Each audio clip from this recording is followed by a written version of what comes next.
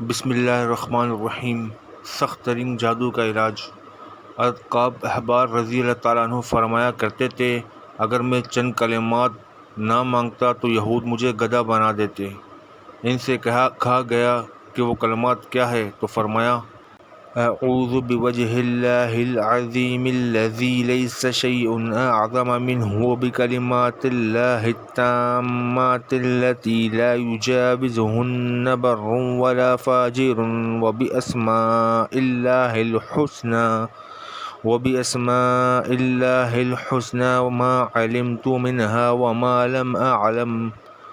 وما لم اعلم من شر ما خلق وذرأ وبرأ۔ ترجمہ: میں اللہ تعالیٰ کی عظیم ذات کے ذریعے پناہ چاہتا ہوں جس سے بڑھ کر عظمت والی کوئی چیز نہیں، اور اللہ تعالیٰ کے پورے کلمات کے ذریعے جن کے آگے نہ کوئی نیک بڑھ سکتا اور نہ کوئی برا، اور اس کے تمام اسماء حسنیٰ کے ذریعے جن کو میں جانتا ہوں اور جنہیں میں نہیں جانتا۔